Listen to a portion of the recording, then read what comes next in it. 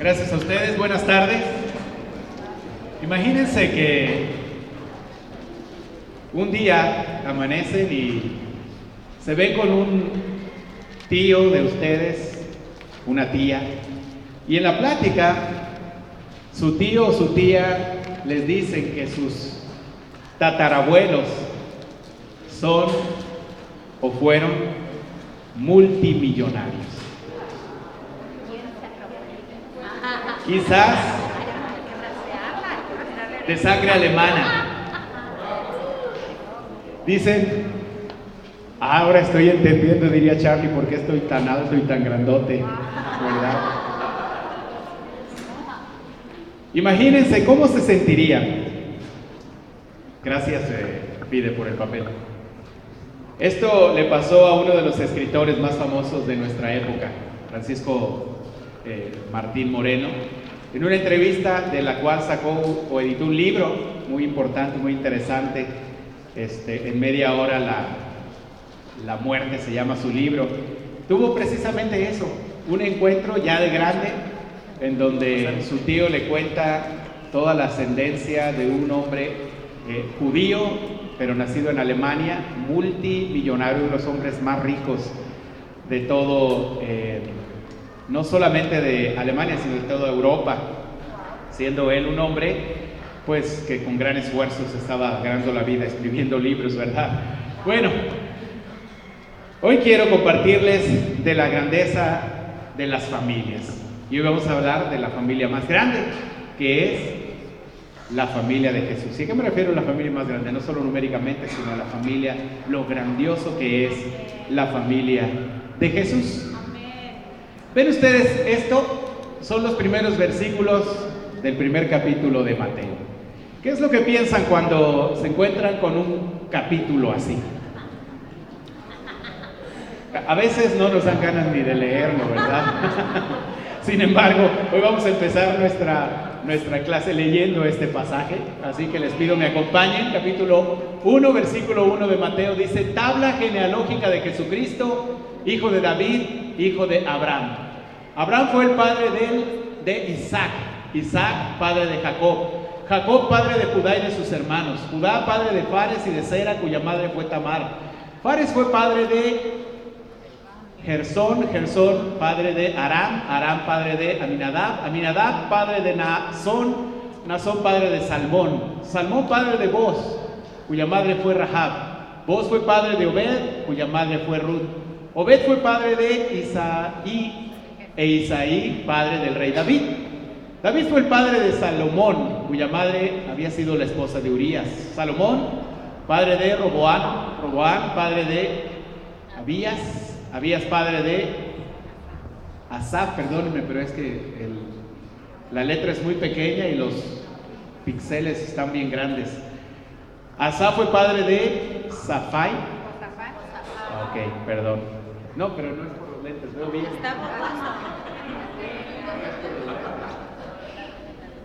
Ah, sí es. Pero, bueno, sí me ayuda un poco. Josafat fue padre de Joram, Joram fue padre de Uzías, vámonos para acá. Uzías, padre de Jotán, Jotán padre de Acaz, padre de Ezequías, Ezequías padre de Manasés, Manasés padre de Amón, Amón padre de Josías, y Josías padre de Jeconías y de sus hermanos en tiempos de la deportación a Babilonia. Después de la deportación a Babilonia, Jeconías fue el padre de Salatiel, Salatiel fue el padre de Zorobabel, Zorobabel padre de Abiud, Abiud el padre de Eliaquim, Eliaquim padre de Azor, Azor padre de Sadoc, Sadoc padre de Aquim, Aquim padre de Eliud, Eliud padre de Eleazar, Eleazar padre de Matán, Matán padre de Jacob. Y Jacob fue padre de José, que fue el esposo de María, de la cual nació Jesús, llamado el Cristo. Así que hubo en total 14 generaciones desde Abraham a David, 14 desde David hasta la deportación a Babilonia y 14 de la deportación hasta el Cristo. Qué lista, ¿verdad? La leemos y podemos de repente no percibir ¿Cuál es el mensaje de este pasaje? Les compartí esta escritura a mis hijos y a mi esposa durante la comida y les decía, díganme qué aprenden de este pasaje, y dice, pues papá, yo nada, ¿no? O sea, no es tan fácil de repente. ¿Qué aplicación práctica para la vida? Nos es difícil a veces captar, sin embargo, algunas cosas interesantes. Es una lista genealógica, ¿verdad? ¿De qué nos habla esta lista genealógica? De los ascendientes de Jesús, ¿verdad? Divididos en 3 grupos de 14 generaciones. Imagínense ustedes, yo les decía a mis hijos, si pudiéramos rastrear, aunque sea 5 generaciones hacia arriba, ¿a dónde nos encontraríamos, no? ¿Han hecho ustedes el intento? ¿Saben su 5ª generación, algunos de ustedes? ¿Sí? Qué bueno. Yo llegué como a la 4ª y ahí me quedé, ya no he podido llegar más allá. ¿Algunos de ustedes se ha encontrado algo interesante en su genealogía, en su árbol genealógico? Seguramente sí, ¿verdad? Pero, ¿saben? Ese es el propósito muchas veces de las listas genealógicas, encontrar cosas importantes. Y bueno, antes de... El propósito, lo voy a decir, el propósito... Ay, perdónenme, me adelanté. El propósito de esta lista genealógica, quizás uno de los primeros propósitos de Mateo, el escritor, fue identificar a Jesús como un descendiente de reyes. En este caso, se identifica a Jesús, Cristo, como descendiente de, por aquí está, el rey David, del rey Salomón, ¿verdad? Incluso empieza la lista diciendo que viene siendo descendiente de Abraham, además de David. Entonces, esto es muy interesante, que en esta gran lista genealógica, Mateo le está diciendo al pueblo de Judá, nuestro Cristo, Jesús, es descendiente del rey David por la línea de José, que es el papá. Bueno, las listas o árboles genealógicos tienen todo el registro de la ascendencia familiar. Y el propósito es encontrar dignidad en los ancestros, ¿no? Tratamos de encontrar por ahí a alguien interesante, ¿no? A alguien de abolengo incluso. Para los judíos las listas o los árboles genealógicos eran muy importantes porque en ellos buscaban la pureza de su raza. Buscaban el tener el derecho, por ejemplo, a gobernar. De ahí, por ejemplo, Herodes, mucho se le criticaba a Herodes porque en su ascendencia tenía una ascendencia extranjera en uno de los eslabones. Entonces fue muy criticado Herodes, y Herodes lo que tuvo que hacer es que mandó quemar todos los registros de los árboles genealógicos para que no lo siguieran criticando, ¿no? Y dijeran que no dudaran de que él era el rey de Judá. También los árboles genealógicos les daban el derecho a ser sacerdotes los que tenían el linaje de Aarón, ¿verdad? Entonces buscaban esas listas genealógicas para eso. Así que nosotros, de alguna forma, si nos interesamos por nuestro árbol genealógico, es porque quizás queremos ver si somos descendientes de algún rey, o de algún científico, de personalidades, de nobles, de ricos, de alemanes o franceses, o qué sé yo, ¿verdad? Encontrar algo interesante en nuestras listas genealógicas. Entonces ya pues lo vimos, ¿no? Que Jesús sí tuvo algo interesante en esta línea, y Mateo lo encontró al encontrar que descendía del rey David y del rey Salomón propiamente también, ¿verdad?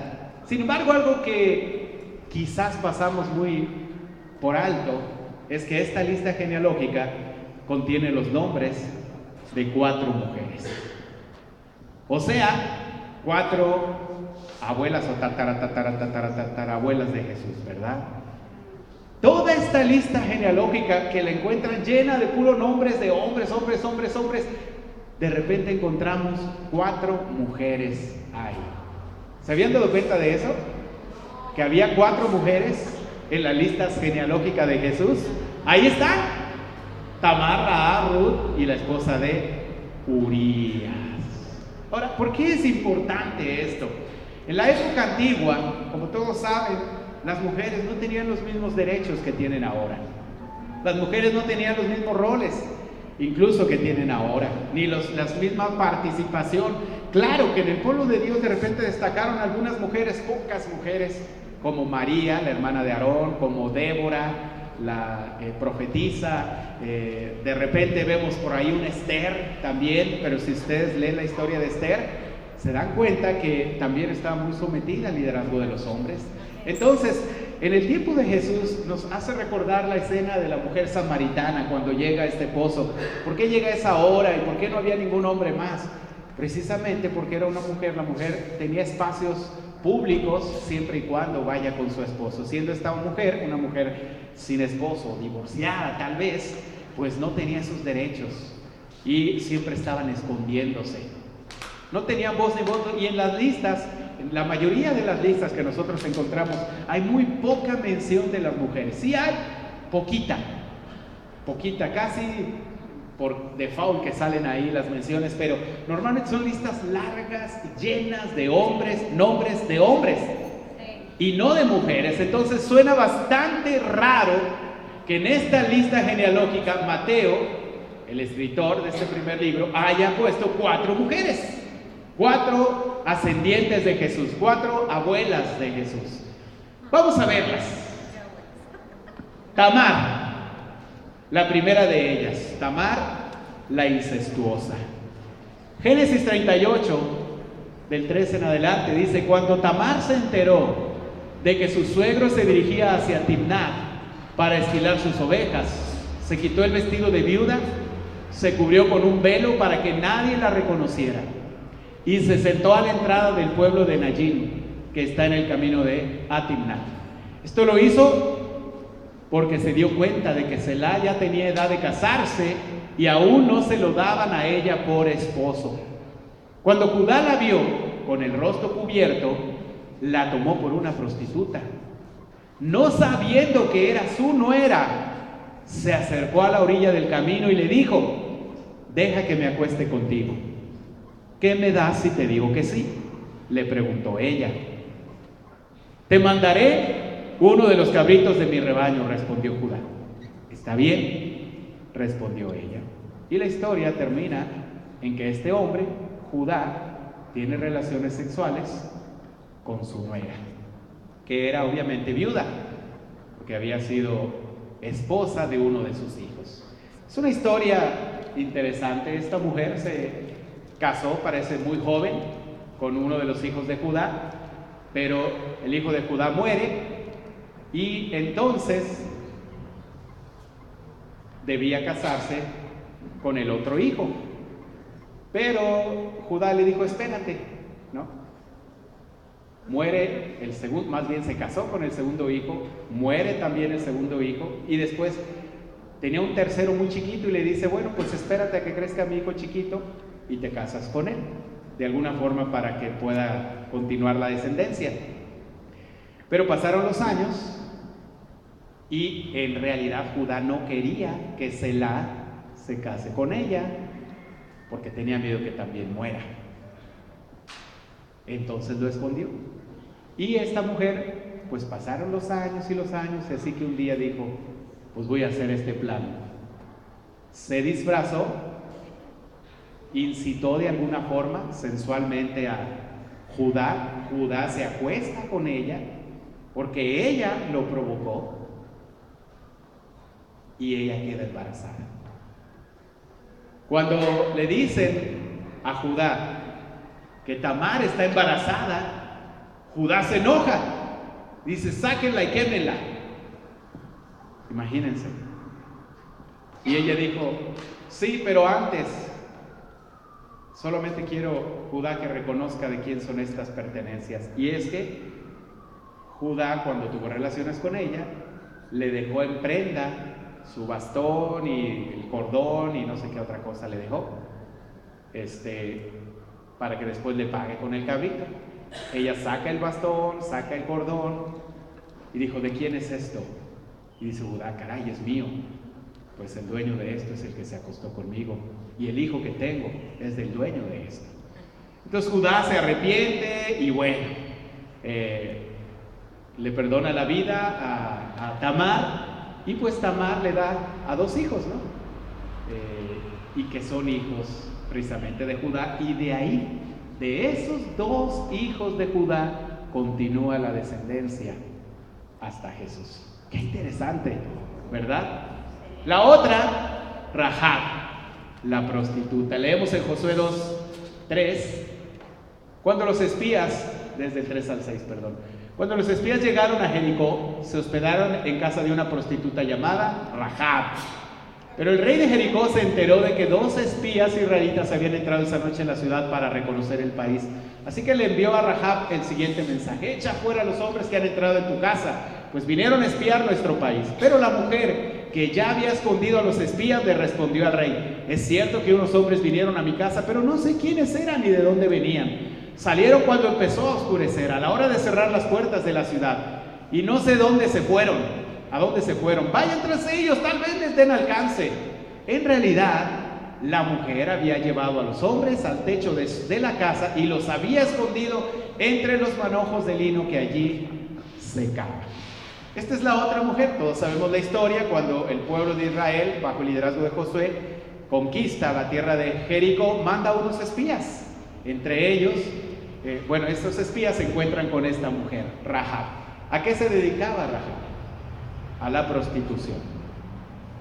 Una mujer de mala vida, una mujer que había estado con muchos hombres antes y que vendía su cuerpo para ganarse la vida, y de eso mantenía a su familia.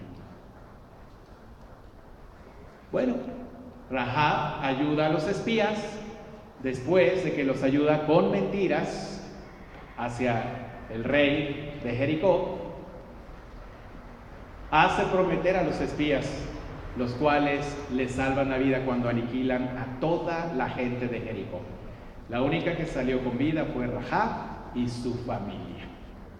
Rahab después se casa, emparenta, o sea, se va con todos los israelitas, emparenta con un hombre de Israel y tiene también un hijo, uno de los descendientes de Tamar. Tiene un hijo y de ahí continúa la genealogía hacia Jesús. Mateo 1, de 5 al 6 dice: Salmón engendró a Rahab, fíjense, Salmón engendró de Rahab a Boz. ¿Se acuerdan de Boz? Boz engendró de Ruth a Obed, y Obed engendró a Isaí. Isaí engendró al rey David. Ahí está. Salmón se casó con Rahab y tuvieron de hijo a Boz, que fue el esposo de Ruth, que es la siguiente mujer que vamos a ver. Ruth la moabita. Ruth 1, del 1 al 5 dice: en tiempos en que los caudillos gobernaban el país, hubo allí una época de hambre. Entonces un hombre de Belén de Judá emigró a la tierra de Moab junto con su esposa y sus 2 hijos. El hombre se llamaba Elimelech, su esposa se llamaba Noemí y sus 2 hijos Mahlón y Quilión, todos ellos efrateos de Belén de Judá. Cuando llegaron a la tierra de Moab, se quedaron a vivir allí. Pero murió Elimelech, esposo de Noemí, y ella se quedó sola con sus 2 hijos. Estos se casaron con mujeres moabitas, la una llamada Orfa y la otra Ruth.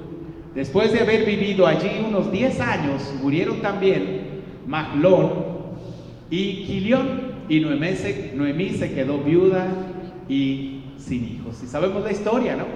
Que Noemí regresa otra vez a Judá, a su país, a Israel, y sabemos de la actitud de estas mujeres, especialmente la de Ruth, que dijo: yo te voy a acompañar, tu pueblo será mi pueblo, tu Dios será mi Dios. ¿Recuerdan esa historia increíble de Ruth? Bueno, esa es la otra mujer, y aunque de moral y fidelidad intachable, pues no podemos decir nada malo de Ruth, tenía algo vergonzoso para cualquier familia judía. ¿Y qué era? Moabita. Exacto, que era moabita. Eso era extranjera y, para colmo, de Moab. La ley decía de la gente de Moab, en Deuteronomio 23, del 3 al 6, dice: no podrán entrar en la asamblea del Señor los amonitas, ni los moabitas, ni ninguno de sus descendientes hasta la 10ª generación. Porque no te ofrecieron pan y agua cuando cruzaste por su territorio después de haber salido de Egipto. Además, emplearon a Balán, hijo de Beor, originario de Petor, en Aram Naharayim, para que te maldijera. Sin embargo, por el amor que el Señor tu Dios siente por ti, no quiso el Señor escuchar a Balán y cambió la maldición en bendición. Por eso, a lo largo de toda tu existencia, no procurarás ni la paz ni el bienestar de ellos. ¿Qué es lo que vemos en la ley aquí? La ley de Moisés hacia los moabitas. Tenían un rechazo terrible por los moabitas, un odio fuerte, porque no los dejaron pasar cuando ellos iban rumbo a la tierra prometida. Tenían mucho coraje hacia ellos y decían que no debían formar parte de la asamblea. ¿Y qué es la asamblea? El pueblo de Dios. Ellos eran rechazados, menospreciados, quitados de la membresía. Y eso era Ruth. Parece interesante que Mateo haya incluido a esta mujer en los descendientes de Jesús. Claro que lo era. Pudo haberlo omitido y sin embargo ahí la puso. Y la última, Betsabé, la amante del rey.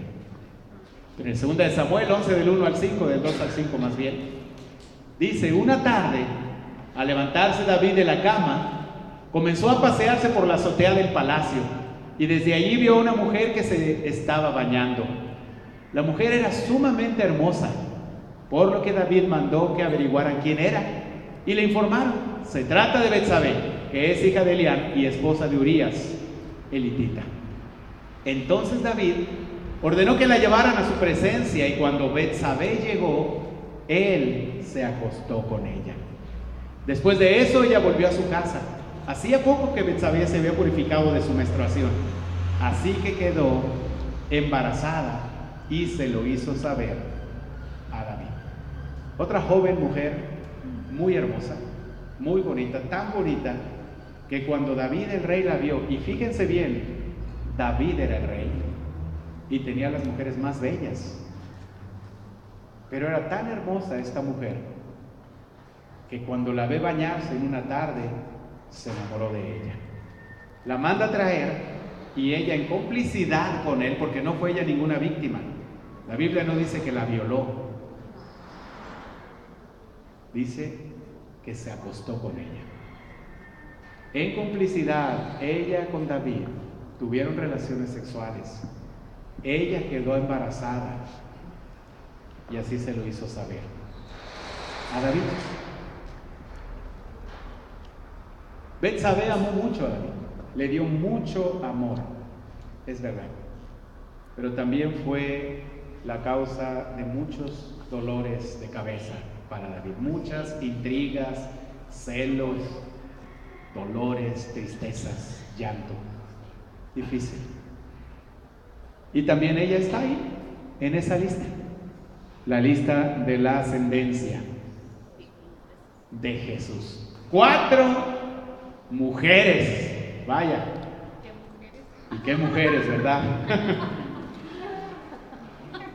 Mateo, si se hubiera puesto a investigar mejor en su genealogía, no hubiera podido encontrar 4 mujeres más indignas que estas.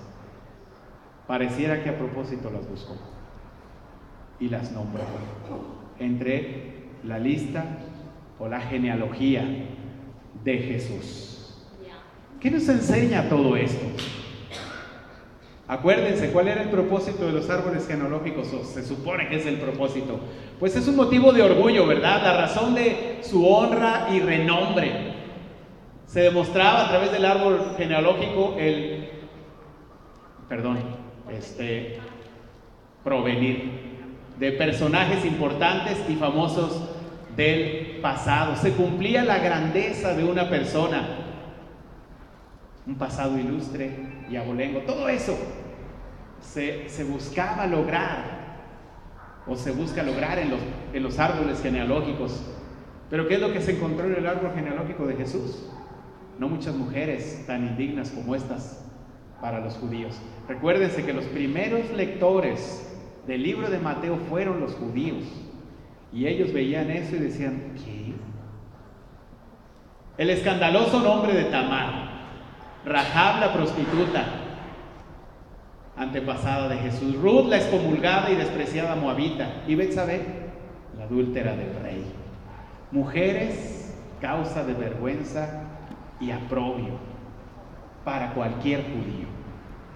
Estas eran las mujeres. Como les digo, ¿qué nos trae esa enseñanza? ¿Cuál es el propósito de eso? 4 mujeres, 4 abuelitas, ¿verdad? Este es el mensaje principal. Jesús no se avergüenza de su familia. Qué mensaje tan increíble. Y Mateo quiso que queden muy bien identificadas.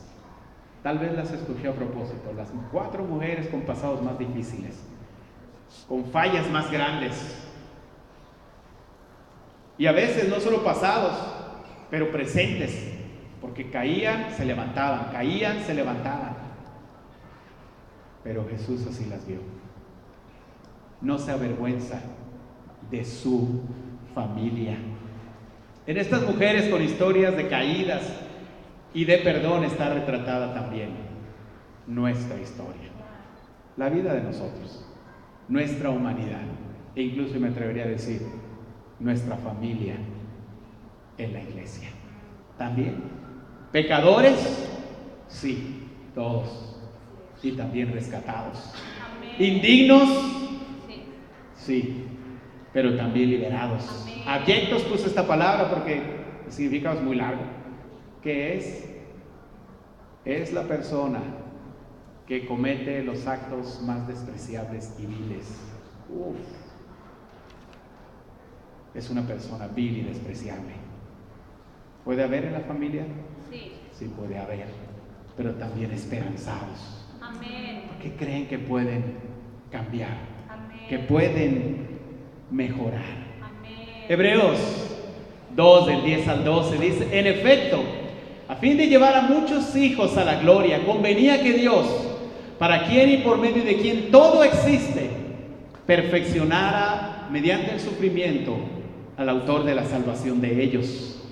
Tanto el que santifica como los que son santificados tienen un mismo origen, por lo cual Jesús no se avergüenza de llamarlos hermanos, cuando dice: proclamaré tu nombre a mis hermanos, en medio de la congregación te alabaré. Somos una iglesia que a veces nos sentimos indignos. Así como hacemos cosas increíbles de discípulos, a veces podemos fallar.